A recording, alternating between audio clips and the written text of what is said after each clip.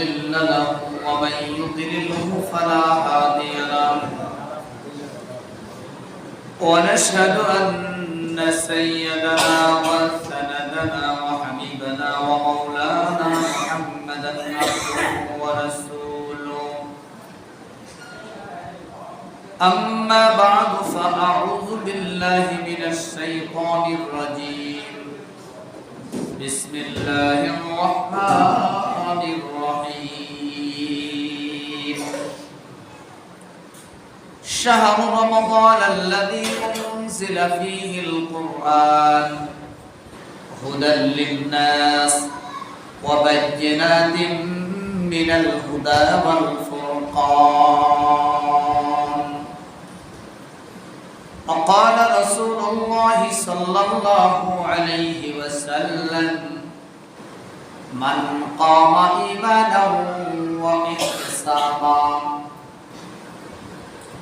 من قام رمضان إيمانا واحتسابا غفر له ما تقدم من ذنبه أو كما قال النبي عليه الصلاة والسلام সকল দুরূদ পড়ি আল্লাহুম্মা সাল্লি আলা মুহাম্মাদ ওয়া আলা আলি মুহাম্মাদ কামা সাল্লাইতা আলা ইব্রাহিম ওয়া আলা আলি ইব্রাহিম ইন্নাকা হামিদুম মাজিদ اللهم بارك على محمد وعلى آل محمد كما باركت على إبراهيم وعلى آل إبراهيم إنك حميد مجيد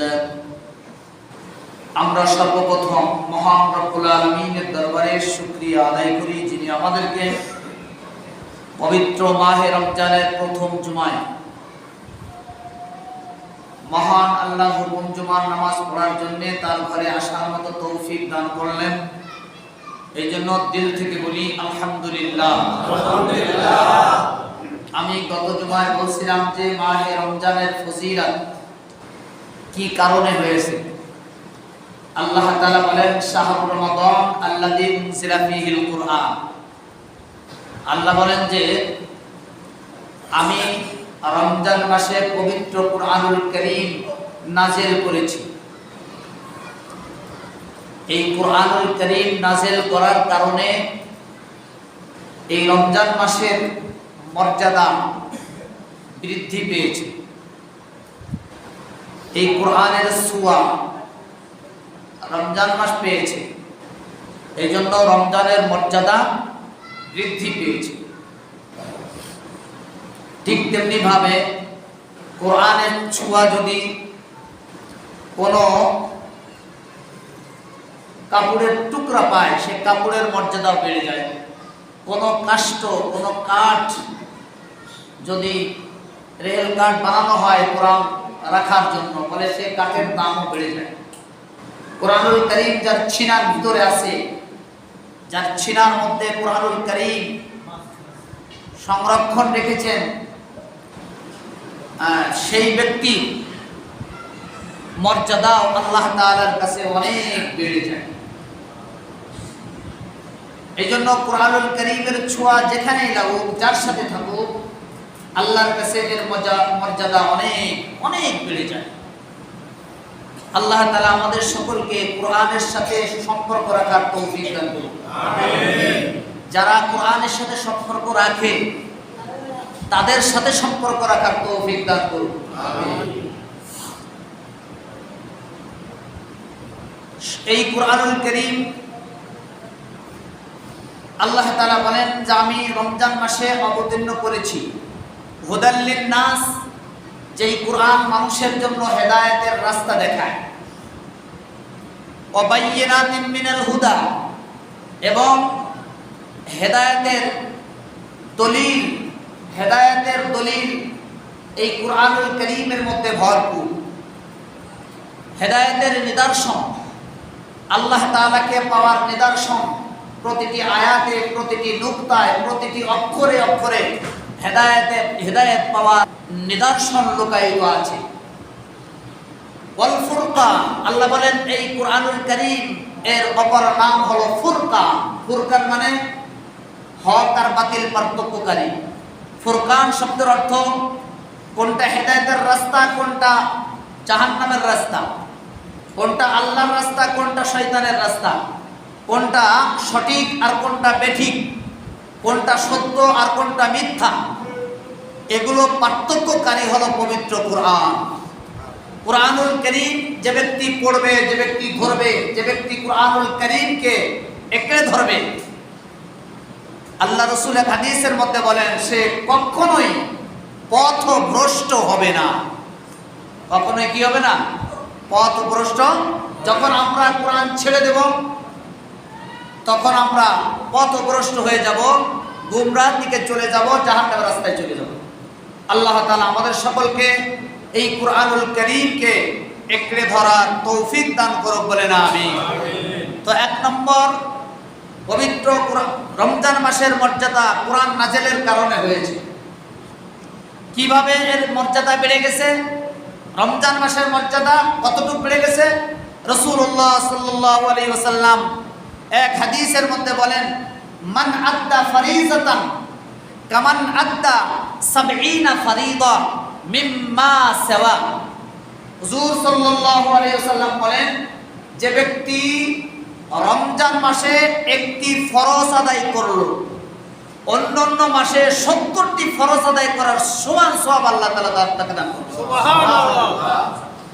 অন্যান্য মাসে 70টি ফরজ আদায় করলে যে সওয়াব হইতো, এই মাসে একটা ফরজ আদায় করলে অনুরূপ সওয়াব কে দিবেন? আল্লাহ। এজন্য আমরা যেন রমজান মাসে কোনো ফরজ যেন আমাদের তরফ না হয়। যত ফরজ আছে সমস্ত ফরজগুলো আমরা আদায় করব। আল্লাহ তাআলা তৌফিক দান করুক, বলেন আমিন।